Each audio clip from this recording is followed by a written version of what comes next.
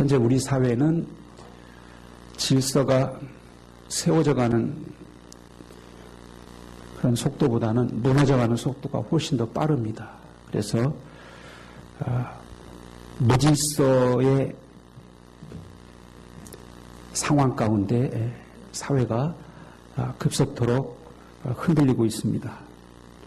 질서가 무너질 때 가장 피해를 보는 자는 질서 안에서 그동안 보호를 받았던 약자들입니다. 질서가 무너지면서 보호받아야 될 약자들이 무방비 상태로 노출이 됩니다. 그래서 그 현상으로서 가장 극명하게 나타나는 것이 아동학대입니다.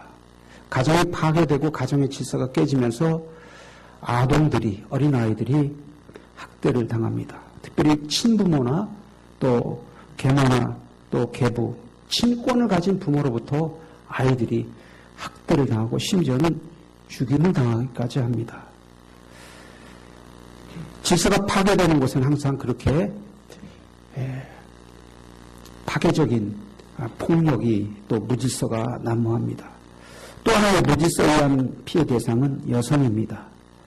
사회 질서가 급속히 파괴되면서 남성들에 의한, 힘 있는 자에 의한 힘없는 여성들이 피해를 보고 있습니다. 지금 SNS에서, 인터넷에서 뜨겁게 댓글이 올라오는 것은 강남역에서 23살 먹은 젊은 여성이 살해를 당한 거예요. 뭐 관계가 있어서, 원한이 있어서 그런 게 아니에요. 여자한테 나는 무시당한 것 같다. 그래서 여자를 보면 충동적으로 죽이고 싶다라는 그 이유로 아무 생면무지, 아무 관계 없는 생명을 죽이고 말았습니다. 여러분, 질서가 파괴된 상황에서 강자만 보호받느냐? 그렇지 않습니다. 질서가 파괴되면 모든 사회 구성원은 언제 당할지 모르는 묻지마 폭력 앞에 그대로 노출되게 됩니다. 그러나 하나님께서는 우리를 창조하실 때, 또 인간의 사회를 구성하실 때 질서 있게 만드셨습니다. 하나님의 섭리 질서 안에서 살아갈 때 그 안에는 평안이 있습니다. 그 평안의 상태를 성경은 샬롬이라고, 평화라고 말하고 있습니다.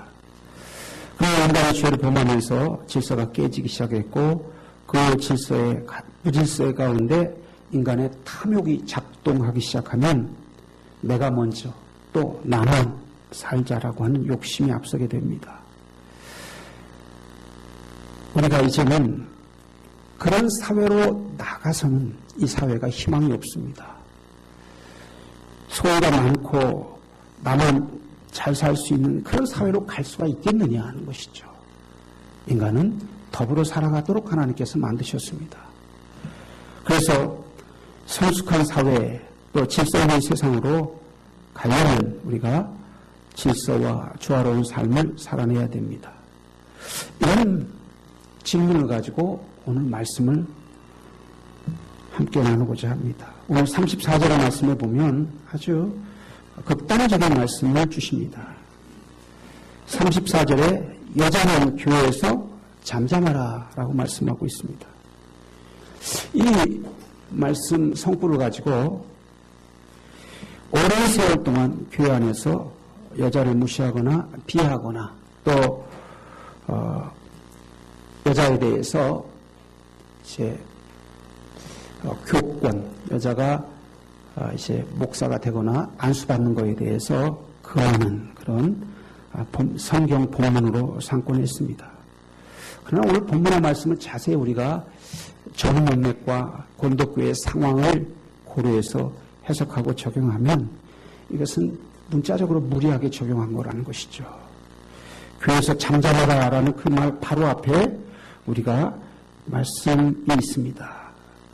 그 33절의 끝절에 뭐라고 말씀하고 있냐면 모든 성도가 교회에서 함과 같이라고 말하고 있어요.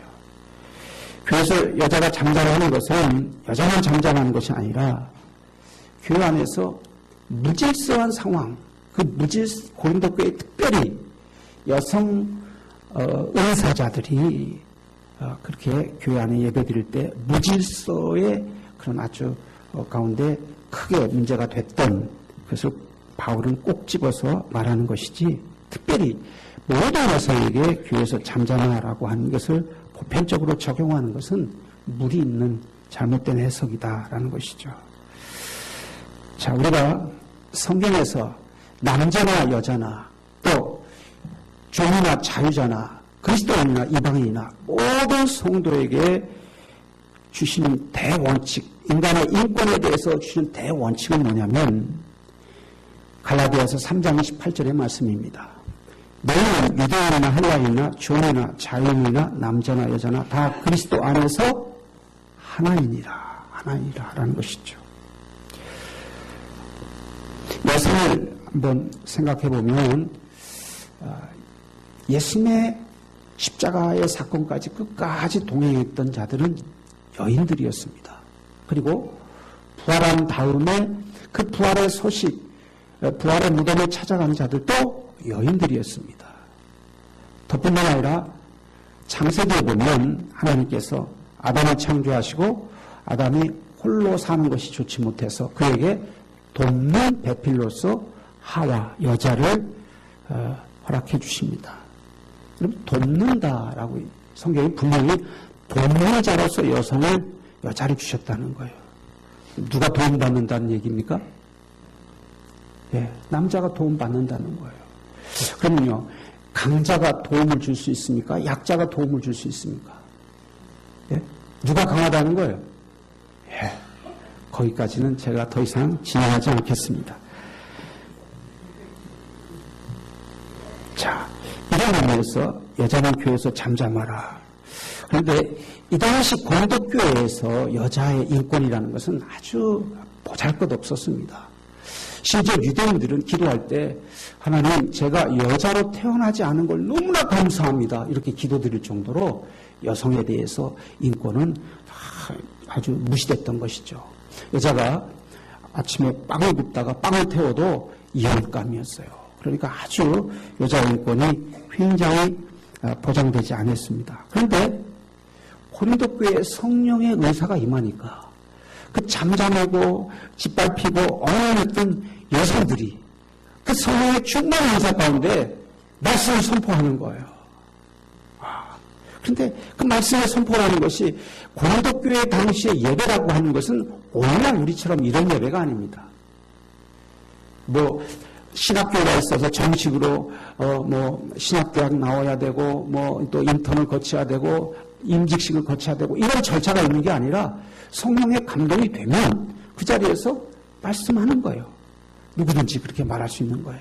오늘날로 말하면 어떤 예배와 유사하냐면 구역 예배라고 생각하시면 돼요. 그냥 가정에서 모여서 예배 드리는 거예요. 근데 예배 드릴 때 지난번에 바울 사도가 왔을 때는 이렇게 말했어 라고 또 사도의 가르침을 얘기도 하고, 아니야, 지난번에 베드로 사도가 왔을 때는 이렇게 말했어 라고 말하기도 하고, 아니야, 내가 기도 중에 구약 말씀을 읽으니까 그 말씀은 이런 것이야 라고 하면서 서로가 그 받은 은혜대로 나누는 것이죠. 나누는 것이죠. 그게 예배였어요. 그런데 그 예배 가운데 남성이 부부가 함께 참석했습니다. 그런데 남자가 예언의 말씀을 선포합니다. 예언의 말씀이라는 것은 오늘날 말하면 설교를 말하는 거예요. 성경의 말씀을 깨닫고 그 말씀이 교훈하는 바는 이런 것이야 라고 하는 설교와 비슷한 거예요. 근데 그렇게 말씀의 교훈에 대해서 남편이 선포하는데 부인이 그러는 거예요. 아니야, 당신 말하는 거 틀렸어. 내가 성령님께서 나에게 주신 감동은 그게 아니야. 이렇게 딱 남편의 말에 대해서 브레이크를 거는 거예요. 그럼 남자가 가만히 있습니까? 그 당시에 여자의 인권은 어땠어요?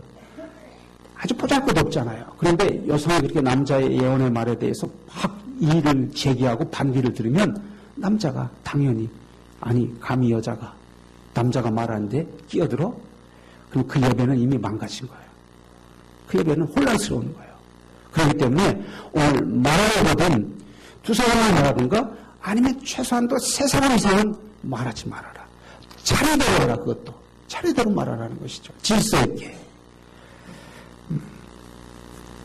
근데 여자가 잠잠하라라는 말로 우리가 여자는 아무 얘기 하지 말아라라는 말로 본문을 해석해서는 안 되는 이유 중에 특별히 우리 고린도전서 11장 2절에서 16절까지는 공연 예배에도 여자가 말할 수 있다, 예언의 말을 할 수 있다라고 분명하게 말해주고 있기 때문에 오늘 뒤에 나오는 이 맥락하고 상충되는 말이 아닙니다. 그래서 우리가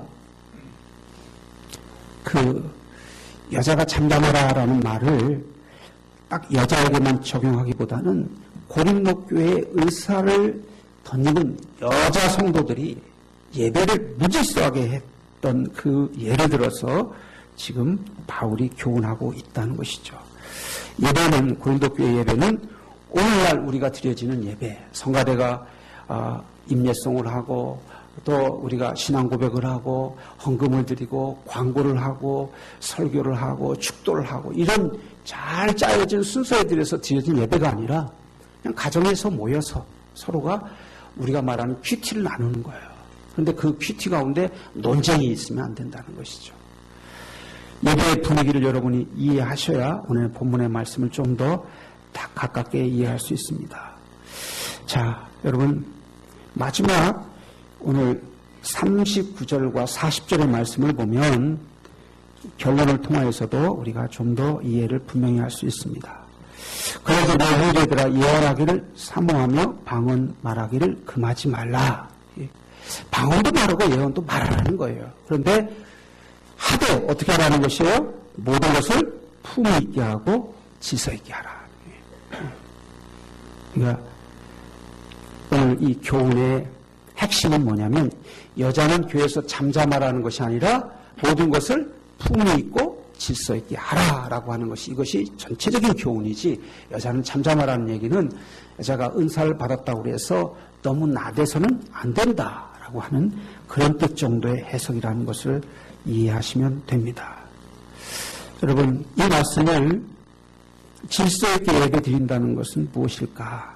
이것은 모든 성도들이 받은 은사대로 능력에 따라서 예배에 참여하고 그러나 자기가 받은 은사와 능력을 절제하면서 그리고 그렇게 조화롭게 예배를 드리는 것을 말할 수 있습니다. 오늘 우리가 질서 있게 예배 드린다는 것 우리 교회에 적용하면 어떻게 될까요? 고린도 교회 얘기인데 우리에게 적용한다면 어떻게 해야 될까? 저는 상상을 해봅니다. 여러분 주일이 돼서 교회 예배에 참석하려면 때로 다 준비해서 차가 늦게 올 수도 있어요. 왜요? 차가 늦게 오는 이유는 왜 늦게 올까요? 운전자가 늦게 출발해서 그럴까요? 아니에요. 다른 분을 이렇게 태우러 갔는데 그분이 아직 준비가 덜 됐어요. 잠깐만 기다리세요. 그러면 한 2, 3분 기다리면 늦어지는 거예요. 그렇게 두 분만 하면 몇 분 늦어요? 5분 늦어지는 거예요. 그래, 다 해서 집 앞에 딱 기다리고 있는데 아우 더워 죽겠는데 왜 차는 안 오는 거야? 그러면서 짜증내면 돼요? 안 돼요? 안 돼요. 운전하시는 분, 우리 집사님들 수고하시는 분들이에요. 얼마나 귀한 봉사인지 몰라요. 그분들 오시면 반갑게 인사하세요. 반갑습니다. 고맙습니다. 응? 여러분 인사하시기 바랍니다. 예. 인사해요? 안 해요? 예, 하세요. 하세요. 꼭 하시기 바랍니다. 예. 얼마나 수고하신지 몰라요. 꼭 하시고요. 또 타실 때 차가 완전히 쓴 다음에 내리세요. 차가 교회 안에 들어올 때쯤에서 먼저 일어나시면 안 돼요. 왜냐하면 위험해요. 차가 딱 쓴 다음에 질서 있게 한 분 내리시고 또 젊은 분이 내리시면 나중에 내리신 몸이 불편한 분이 있으면 어떻게 해야 될까요? 손을 잡아드려야죠. 젊다고 쌩 먼저 내려서 예배당으로 쌩 먼저 들어오면 돼요? 안 돼요? 이것도 안 돼요. 안 돼요. 왜요? 먼저 들어오면 먼저 예배 드릴 수 있어요? 아니에요. 같이 드리는 거예요. 그러니까 기다려서 이제 몸이 불편하신 분이 있으면 손을 잡아드리고 그리고 손잡고 같이 예배당에 들어오면 누가 기뻐하실까요? 주님이 기뻐하시죠. 주님이 기뻐하시는 거예요. 들어오면 내 자리는 저긴데 그러면 자리를 찾아가셔야 됩니까? 아니면 차례대로 앉으셔야 돼요? 예, 자기의 익숙한 자리가 있는 것은 당연해요. 그렇지만 그럼에도 불구하고 여러분이 내 자리에 왜 당신이 앉아? 응? 그러면서 얼굴 확 붉히면서 저리 비켜. 이러면 돼요, 안 돼요? 이것도 안 됩니다. 그냥 차례대로 와서 앉으시면 됩니다. 앉으시면 돼요. 자기 자리를 고집하지 마시고 차례대로 와서 앉으시기를 부탁드리겠습니다. 예. 그리고 앉았어요. 앉았는데 낯선 사람이 옆에 앉아 있는 거예요. 교회에 우리 자녀들 가운데 이제 어머니, 부모님 뵈러 오는 경우도 많이 있습니다. 또 이게 귀촌해서 영원교회 한번 나가볼까? 그래서 한번 교회를 방문하는 경우도 있고요. 그럼 낯선 사람 옆에 앉아 있으면 이 사람 도대체 누구야? 어디서 온 거야? 그러면서 무관심하지 마시고 어떻게 해야 되겠어요? 네, 반갑습니다. 인사하시고요. 반갑습니다. 인사 나누셔. 익숙한 우리가 먼저 그렇게 인사하고 다가서야 돼요. 다가서고, 그분이 만약에 성령책이 없으면 어떻게 해야 될까요?